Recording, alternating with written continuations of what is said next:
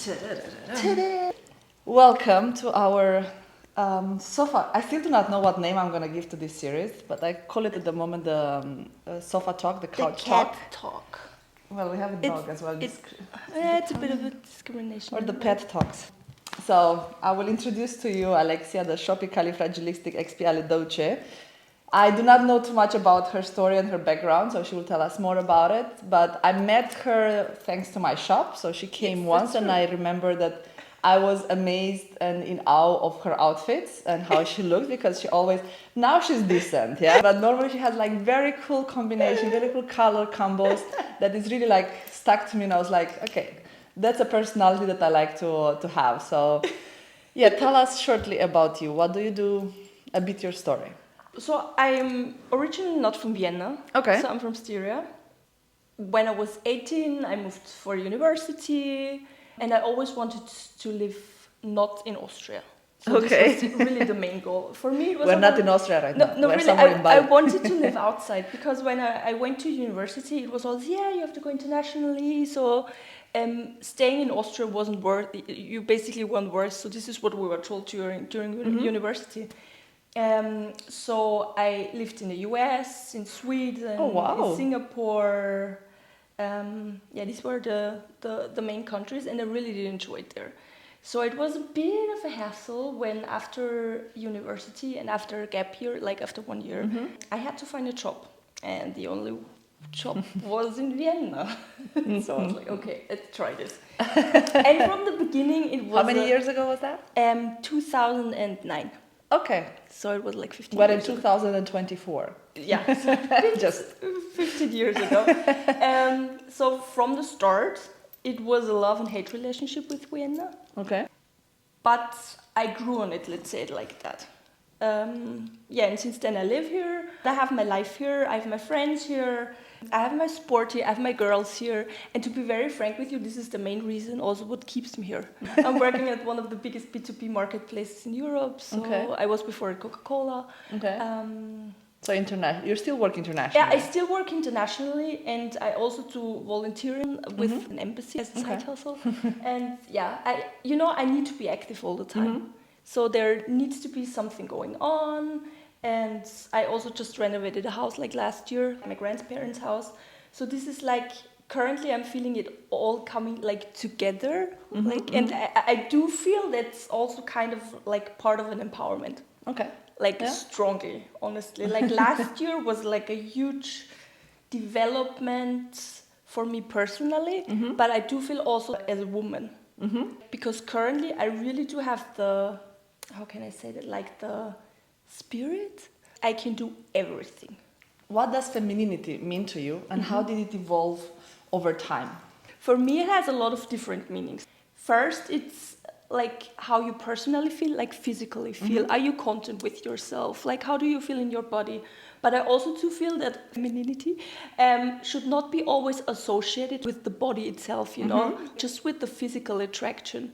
Because I do from the bottom of my heart believe that you only feel physically good with yourself if you feel good inside. Like if you're content with yourself. Also mentally. Mentally, mentally, if you're in the right space, how general is life going, you know, is like work, friendships, like do you have a good friendship cycle for you? Generally, I have a very small friend cycle. I think it's 5 girls. But I know from each of every single one of these girls that they want the best for me and they want the best for them. So basically, if they get a new job, we celebrate each other. It doesn't matter if they're higher paid or if it's higher rank or anything like that. You know, just celebrating each other. And I do also think that belongs to being like female. But also a big thing is fashion for me. How do you dress? And for me, it's statement blouses. Okay. I love them. Okay. The bigger, the better. And also colors. Like colors and those statement blouses. Like, you know, with the, like these, you're like... I know your blouses. Every single time she came in the shop, she had the blouse like, very cool. And, you know, it empowers. It gives me just a feeling. It's big female attitude for me. So from your perspective, like the fashion, the clothing that you're wearing, does influence your confidence and It does. femininity and the way you feel? I let's would say? lie if I would say no. Okay. But on the other hand, I'm also don't, for example, if I'm now in my house or something, or if I'm, for example, in a hot room, I don't really care how I look. Okay. So there, I really don't care. Also, when I go there and when I go home again from sports, I don't care how I look. This is the main part, like be content with yourself. And then, yeah. Do you remember a blouse, because blouses are for you, that was really empowering to you in a specific, like in a hard moment in your life where you felt empowered and confident? Do you remember a certain outfit? There was one time when I had I switched jobs, and it was a corporate job, of course, and we had a presentation, and it wasn't on the group level, I would say, because within that corporate, and I had to do a presentation, and I knew from the start this was a team which was not very teamly, let's say it like that. And so I was wearing, it wasn't really a blouse, but it was one of the sweaters. I have a froggy green sweater, which you see from 2 kilometers, and which has those puffy, those puffy, how's it called? I want the picture afterwards to put it somewhere here to show. The puffy thingies. And you know, like really nice jeans, and it looked really cool. I was like, guys, this is gonna be good. And so I had to go in front of everyone. And I had this presentation, and you know, at first everyone was like, "What the Holy Ghost is she wearing?" Like because they knew I wear those things. But this was very empowering for me, and the presentation went very well. They couldn't say anything. It was it was such a small thing, but for me it was like an armor. Yeah. So if I wear this, whatever you say to me, I don't care, honestly, because I have learned over time that the nearest person to myself is a me. We'll talk now about confidence, because it's quite a complex thing, but just a couple of questions about it. How do you think women can build and maintain confidence in a world that often undermines it? And if there are any daily practices or routines that you have in order to boost your confidence? Yeah, I honestly, too firmly believe that it always goes back to be yourself and be confident. You need to like yourself, honestly. I also have some friends who are like, I cannot wear these trousers. I know what I mean. Why do we still need to discuss it, Just where would you like to boost the confidence? I think it really depends on the person, what makes you happy. For me, it's a sport.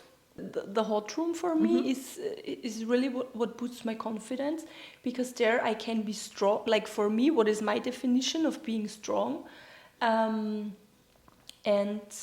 this unity with other ladies who are also in the hot room boosts a lot my confidence. Within the last year, there were so many personal borders of myself overridden, I would say. So that gave me a lot of confidence, honestly. It's kind of like this... I was once standing in front of my mirror, and I have kind of a ritual in the evening, which is a bit stupid, but still it's a kind of a ritual. So before going to bed, I'm putting cream on my hands, and I always rubbing it really fast, and I'm kind of chanting to myself, "You're a superwoman, superwoman, superwoman." Aww. Over time, I was like, this is kind of feeling good, honestly, And it depends on the intensity of the day, or like how you felt. If it's like a loud superwoman, or if it's like a strong rubbing of the hand. So it's like, it's kind of it became a ritual. It really depends on the personality, what gives you confidence. Is it being good in your job, or meeting friends, or, for example, overcoming mental issues? I think this is also like a big portion.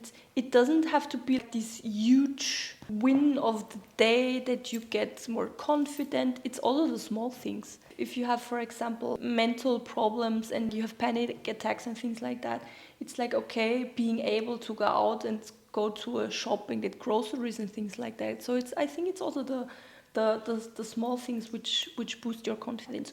We already covered a bit the topic before, talking about clothing and how do you think the right clothing can influence a woman's confidence and sense of empowerment? First, I think it's materials and how are they cut. Okay. For example, peekaboo pants, it's what she's wearing today. The peak of empowerment. Honestly, because it shouldn't be only about how the body looks like, but it's like curving, the femininity, we got it, and colors, and it shouldn't matter in what you feel confident. If you feel confident in shorts and a crop top, you wear shorts and a freaking crop top.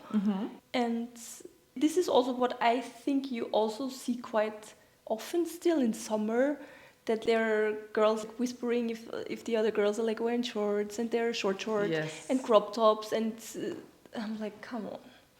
If someone feels everybody needs to wear and do whatever they. If someone feels comfortable, just go with it. Honestly, I always also say in the shop to the customers when they come for me, the outfit, it's all about how you feel in it. You can wear the most basic outfit, the most simplest thing in the world, but if you feel confident in it and comfortable and you feel yourself in it, you will look amazing. It really is. Also, do think that you see if someone is not feeling confident in their outfit.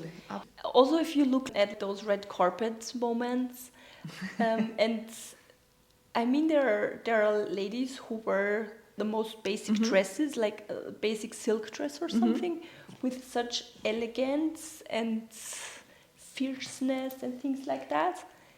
And then you see someone with the coolest golden sparkle statement dress, which looks amazing, and you just see from the beginning that they're not feeling comfortable at all. Absolutely, yeah. Do you have any tips of how women that don't feel confident, they don't feel empowered, they don't feel feminine or sexy, you know, they are still discovering themselves? Like, do you have any tips or any advice for them, like how to boost their confidence, how to slowly grow into that and become their true self? Because at the end of the day, exactly what you're saying, and we were talking the whole time, is about you loving yourself and feeling confident in your own skin. And I'm sure that there are many women that are struggling. Okay, how do I start that? I want to start that journey, but how do I start it? Personally, I think it's hard to give advice to someone who is struggling to do that, because you don't know, like, why is that person struggling? Is it because, like, mentally it's a hard time at the moment, or just because, let's say, the background is not right and there's, like, no environment to thrive, let's say it like that. But I think one of the first steps, and it might sound stupid, is to stand in front of the mirror and to really take a good look at yourself. Just checking, like, how your eyes shine, how does it look like, how do you feel, and what would you say to yourself in the mirror? Try to say 5 nice things to yourself in the mirror. And there are a lot of people who struggle with that. Why? 5 nice things. This is yourself. Exactly, yeah. Okay, so I mean, that sounds like a good ritual in the morning to start, or in the evening. I mean, you know, it's a small ritual, but I think it's a good start. Just recognizing who you are and what person you are and what is good about yourself. What are your achievements? It can be small things. Sometimes actually the small things is what make the difference. They are. No, but honestly, it's everyday life and you should be content with yourself. What message would you like to share with women who are on a journey to discover and embrace their femininity and empowerment? Be brave, be confident, wear whatever you like. And for me personally, it's like, don't give a F ... what others say. It doesn't matter. Please yourself and not the others. Yeah, I think that would be my message. And pet a lot of cats. Absolutely. Because it's very calming. Yeah? No, that's for sure. Like exactly what you said. I will always say, like, the true change and development and discover of yourself is outside your comfort zone. It is. The moment that you go a bit outside your comfort zone and try to push your limits, that's where you discover yourself better. You get to know yourself better. And you love yourself a bit more, because it's something that you did and you're like, I always thought I cannot do that, but I did it. You can. And exactly, you can. You never. I always say, like, you never can say I cannot do that if you haven't tried it. Thank you so much, Alexia, for coming. Thank you as well, ladies, for tuning in with us. I am super excited for for hearing what you have to say and your opinion about all the questions and what we spoke about. And I hope it was a little bit empowering and inspiring for you. So, message of the day: we're all superwoman in the middle of the night. So don't forget about 5 kind words to yourself every day. And believe me, after a couple of weeks, you're going to start believing in them, and it will be shown in your behavior and your attitude towards life. Be yourself, love yourself, and get out of your comfort zone. And be brave. And be brave, exactly. Thank you.